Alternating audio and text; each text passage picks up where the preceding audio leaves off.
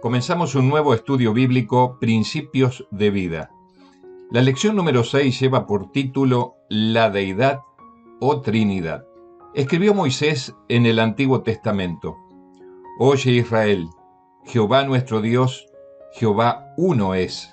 Tres distintos agentes, el Padre, el Hijo y el Espíritu Santo, obran juntos en favor de los seres humanos. Cristo, el Verbo, el unigénito de Dios, era uno solo con el Padre eterno, uno solo en naturaleza, en carácter y en propósitos. Era el único ser que podía penetrar en todos los designios y fines de Dios. Comencemos entonces nuestro estudio con la siguiente pregunta. ¿Puedes identificar cuáles son las tres personas de la deidad? Leamos. Por tanto, id y haced discípulos a todas las naciones, bautizándolos en el nombre del Padre, del Hijo y del Espíritu Santo. Y ahora veamos lo que dice Pablo. La gracia del Señor Jesucristo, el amor de Dios y la comunión del Espíritu Santo sean con todos vosotros. Amén. Las tres personas de la deidad son el Padre, el Hijo y el Espíritu Santo. Siguiente pregunta. Aunque hay tres personas en la deidad, ¿cómo se las representa en la Biblia? Repasemos las palabras de Moisés que leímos al comienzo. Oye Israel, Jehová nuestro Dios, Jehová uno es. La afirmación de Jesús, el Padre y yo uno somos. Y la de Pablo, un solo Señor, una sola fe, un solo bautismo, un solo Dios y Padre de todos, el cual es sobre todos y por todos y en todos. Aunque Dios el Padre, Dios el Hijo y Dios Espíritu Santo son tres seres separados y distintos, no obstante, son uno solo en naturaleza, en carácter y en propósitos. Trabajan en íntima y perfecta relación como si fueran uno.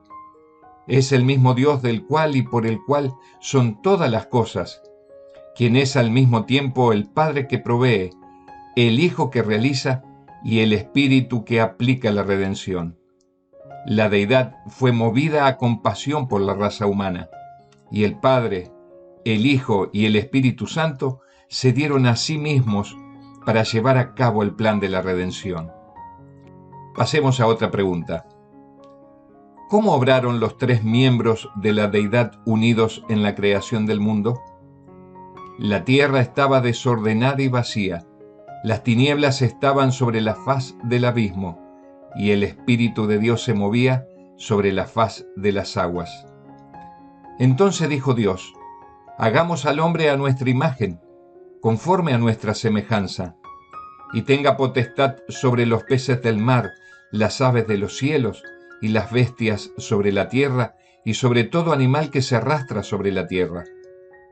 Dios, habiendo hablado muchas veces y de muchas maneras en otro tiempo a los padres por los profetas, en estos últimos días nos ha hablado por el Hijo, a quien constituyó heredero de todo y por quien asimismo hizo el universo.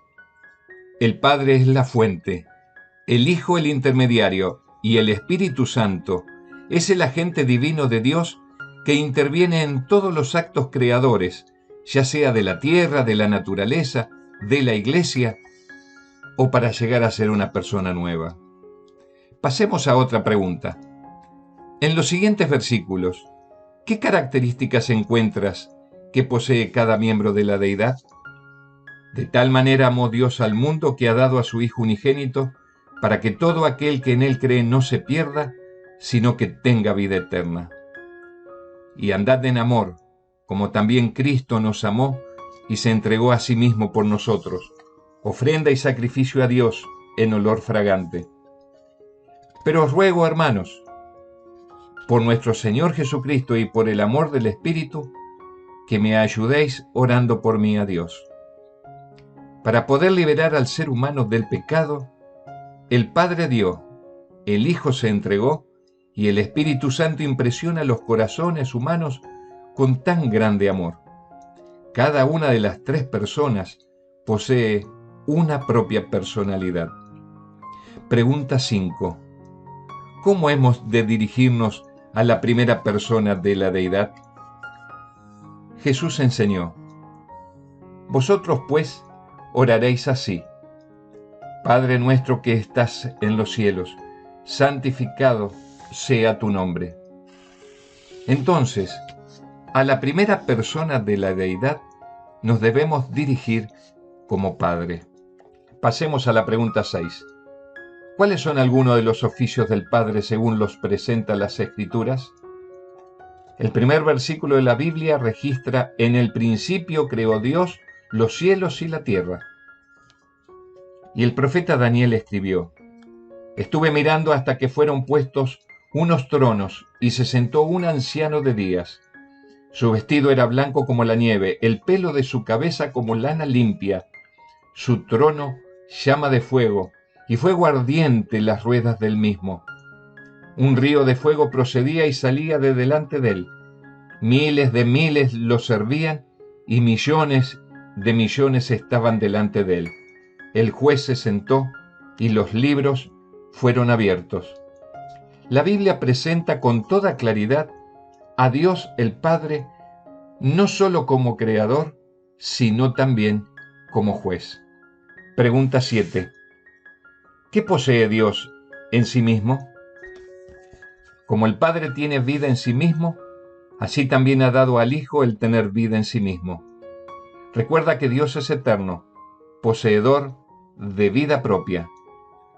Siguiente pregunta. ¿Quién es Jesús? ¿Qué posiciones ocupa? ¿Y qué ha hecho? Los siguientes versículos nos brindan la suficiente información como para responder a esa pregunta. Comencemos entonces. En el principio era el Verbo estaba con Dios y el Verbo era Dios. Este estaba en el principio con Dios. Todas las cosas por medio de él fueron hechas, y sin él nada de lo que ha sido hecho fue hecho. Y el Verbo se hizo carne y habitó entre nosotros, llenos de gracia y de verdad. Vimos su gloria, gloria como del unigénito del Padre.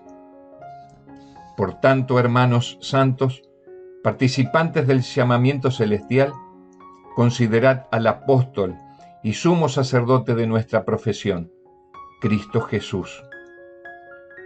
Pues ya sabéis que fuisteis rescatados de vuestra vana manera de vivir, la cual recibisteis de vuestros padres, no con cosas corruptibles, como oro o plata, sino con la sangre preciosa de Cristo, como de un cordero sin mancha y sin contaminación. Hijitos míos, estas cosas os escribo para que no pequéis, pero si alguno ha pecado, abogado tenemos para con el Padre, a Jesucristo el justo.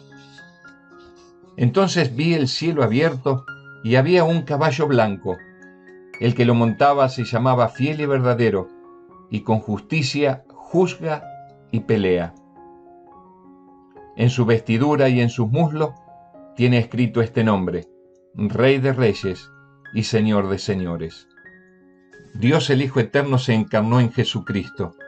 Por medio de él se crearon todas las cosas. Se reveló el carácter de Dios, se llevó a cabo la salvación de la humanidad y se juzga al mundo. Aunque es verdadero y eternamente Dios, llegó a ser también verdaderamente hombre. Jesús, el Cristo, volverá otra vez en gloria para librar definitivamente a su pueblo y restaurar todas las cosas. Pregunta 9. ¿Qué conclusión obtienes al comparar al Hijo con el Padre? Habéis oído que yo os he dicho: voy y vuelvo a vosotros. Si me amarais, os habríais regocijado, porque he dicho que voy al Padre, porque el Padre mayor es que yo. Dios, habiendo hablado muchas veces y de muchas maneras en otro tiempo a los padres por los profetas, en estos últimos días nos ha hablado por el Hijo, a quien constituyó heredero de todo y por quien asimismo hizo el universo. Él, que es el resplandor de su gloria, la imagen misma de su sustancia, y quien sustenta todas las cosas con la palabra de su poder, habiendo efectuado la purificación de nuestros pecados por medio de sí mismo, se sentó a la diestra de la majestad en las alturas.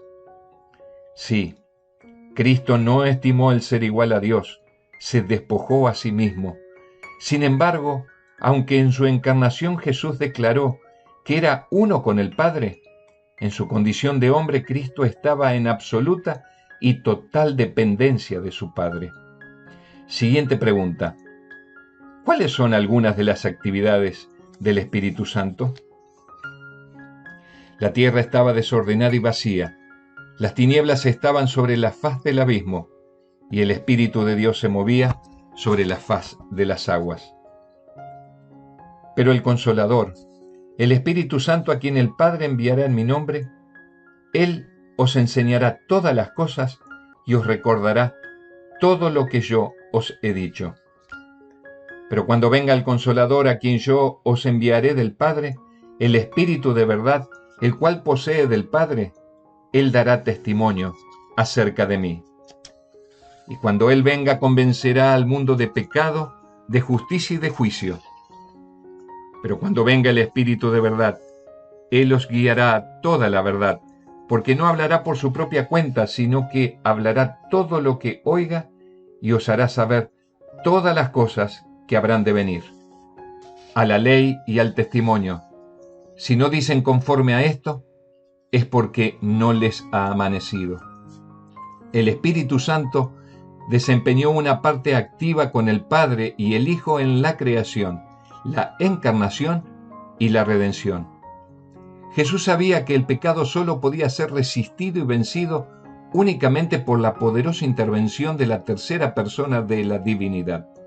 El Espíritu Santo atrae y convence a los seres humanos, renueva a los que responden y los transforma a la imagen de Dios.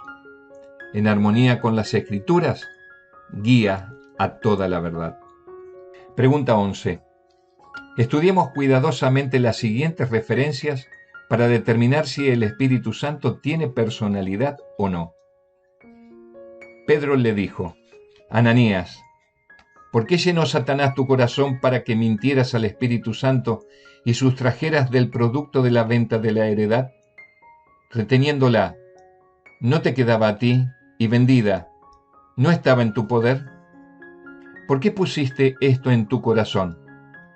No has mentido a los hombres, sino a Dios. Y más adelante, Pedro agregó: ¿por qué convinisteis en tentar al Espíritu del Señor? He aquí a la puerta los pies de los que han sepultado a tu marido, y te sacarán a ti. Pero el que escudriña los corazones sabe cuál es la intención del Espíritu, porque conforme a la voluntad de Dios, intercede por los santos. Pero os ruego, hermanos, por nuestro Señor Jesucristo y por el amor del Espíritu, que me ayudéis orando por mí a Dios. Pero Dios nos la reveló a nosotros por el Espíritu, porque el Espíritu todo lo escudriña, aún lo profundo de Dios. Porque ¿quién de entre los hombres conoce las cosas del hombre, sino el Espíritu del hombre que está en él?